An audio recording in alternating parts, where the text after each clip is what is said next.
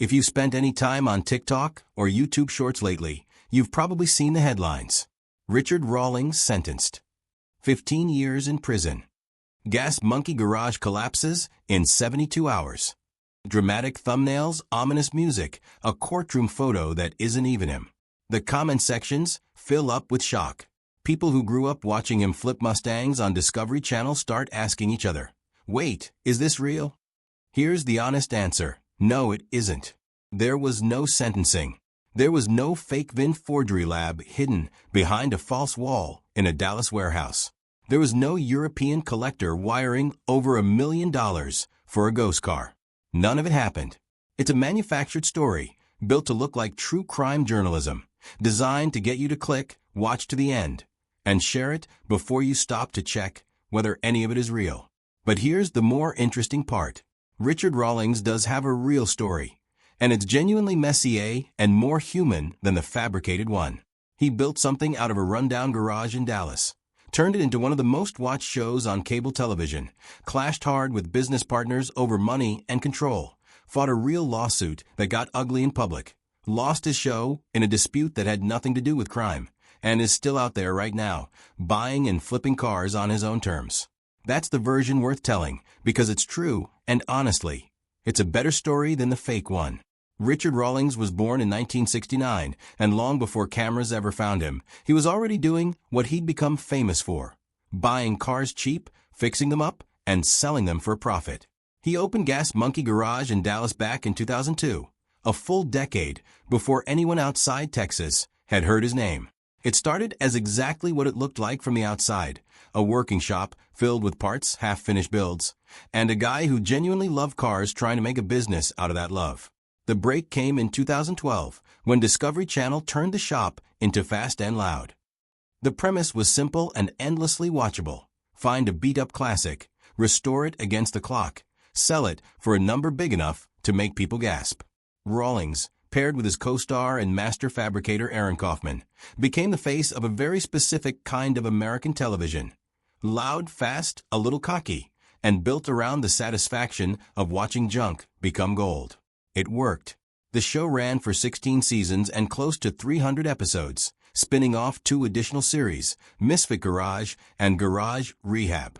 At its peak, Fast and Loud was one of the most watched programs on Discovery, and a 2016 New York Times analysis of Facebook engagement found it was the show most favored by men out of the 50 most liked programs on the platform. Rawlings wasn't just a cable television personality anymore. Gas Monkey became a full lifestyle brand: apparel, a bar and grill, an energy drink, appearances at SEMA, a partnership with Dodge. For a guy who started with a rundown garage and a pile of rust, that's a real empire. And he built it without needing to fake any of it. Now here's where the actual controversy comes in, and it's worth telling accurately, because the truth is genuinely interesting without any embellishment. In September 2013, a restaurant and music venue called Gas Monkey Bar and Grill opened in Northwest Dallas, operating under a license to use Rawlings' brand name. A second location followed less than a year later at Dallas-Fort Worth International Airport. On paper, it looked like a natural extension of the empire. Merch, beer, and burgers wrapped in the same loud, high-octane branding as the TV show. In practice, the relationship between Rawlings and the people actually running the bar was tense almost from the start. By 2018, that tension exploded into a lawsuit. The bar's operators filed suit against Rawlings, seeking roughly $6 million, built around claims of defamation and breach of contract. Their argument, broadly, was that the bar had never truly belonged to him in the way he behaved as though it did, and that his conduct toward the business had damaged it. Rawlings didn't take that quietly.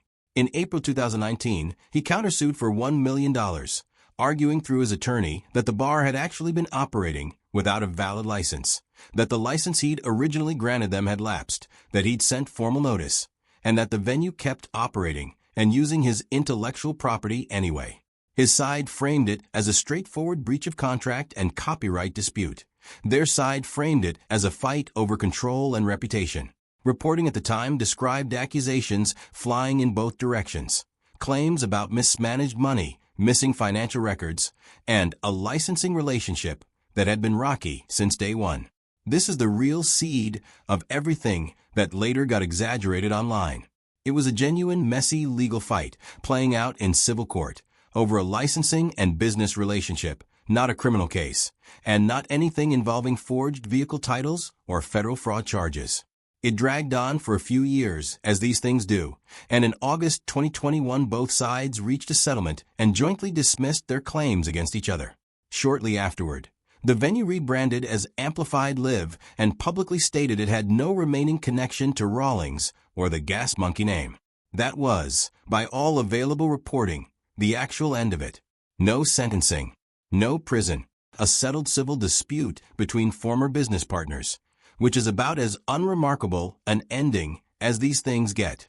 It's easy to see how a real $6 million lawsuit with public accusations flying both ways could get flattened over time into Richard Rawlings' legal trouble, and then stretched further into Richard Rawlings in jail, and then dramatized all the way into an invented federal fraud case with a fake forgery lab. Each retelling adds a little more heat, because heat is what gets clicks. But if you trace it back to the actual court filings and reporting from the time, what's there is a business dispute between a TV personality and the operators of a bar carrying his name, real, contentious, and completely civil. The second piece of misinformation floating around is the idea that the show got pulled because of some scandal. That's not what happened either, and Rawlings has been pretty candid about the real reason. In December 2020, he appeared on the Joe Rogan Experience and told Rogan directly that Fast and Loud was over. He'd exited Discovery and considered himself a free agent. The reason had nothing to do with any wrongdoing and everything to do with a restrictive contract. Rawlings explained that his deal with Discovery gave the network control over essentially all of his media presence. He'd signed off on his own social media rights, meaning if he bought a car and wanted to post a photo of it, he needed the network's permission first. His contract also reportedly included a penalty clause, up to $25,000 every time he publicly criticized Discovery, a clause that could still apply even after he left. By 2020, with the pandemic giving everyone time to reassess their lives, Rawlings decided he'd hit a ceiling. He told Rogan he felt he'd gotten to the top of the mountain with the network and wanted more creative freedom, particularly to launch a podcast, something his exclusive Discovery contract wouldn't allow. So after 8 years and 16 seasons, he walked away from a hit show not because of a scandal, but because of a contract dispute over creative control, which is a far more ordinary and far more common reason for a long-running reality show to end. So what does the real after look like? Since we're not dealing with a man in handcuffs, Gas Monkey Garage is still operating, and Rawlings is still its owner. Instead of a network show, the brand now runs primarily through YouTube, where the channel has built an audience of over 1 million subscribers watching weekly builds, car buying trips, and shop content. Essentially the same format that made him famous, minus a network telling him what he can and can't post. In 2022, Rawlings made headlines again, though nothing close to a scandal. He announced he was selling off most of his personal classic car collection, keeping only a handful of sentimental pieces like the first car his garage ever built and the Trans Am he drove in high school. In their place, he's been building out a collection of high-end sports cars, including a set of Ferrari Testarossas purchased in 2023. None of that reads like the ending of an empire. It reads like a guy who lost a network deal, kept the brand, moved the audience to a new platform, and kept doing more or less what he'd always done: buying cars, building cars, selling cars, and talking about it in front of a camera. It's worth pausing on why a fabricated story like the Mustang scandal sentencing narrative catches on in the first place, because it says as much about how content spreads today as it does about Rawlings himself. Fabricated true crime-style content about reality TV personalities tends to follow a pattern. It borrows a real, verifiable detail, in this case, a genuine lawsuit and a genuine show cancellation, and then builds an entirely invented criminal narrative on top of that kernel of truth. The real lawsuit becomes legal trouble. Legal trouble becomes facing charges.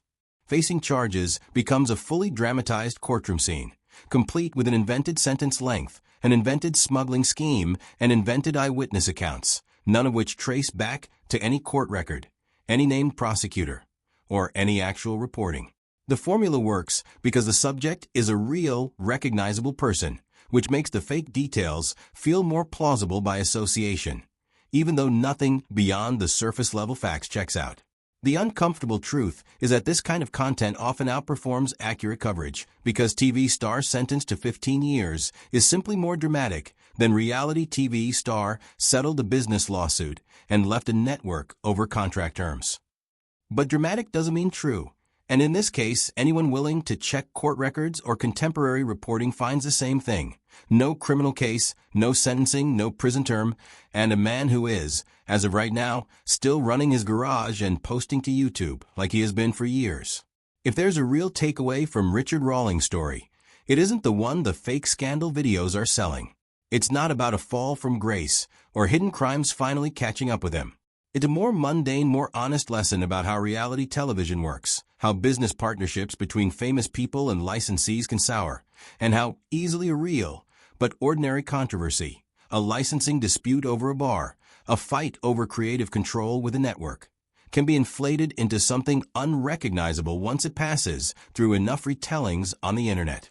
Richard Rawlings built a real business out of a real garage, turned it into a hit show through real hustle and real showmanship, weathered a real and fairly public lawsuit with former business partners, walked away from his network deal over real contract restrictions, and is still, today, doing the thing he's always done, buying cars, fixing them, and selling them, just without Discovery Channel's cameras following him around. That's the actual story. No forged Vince required.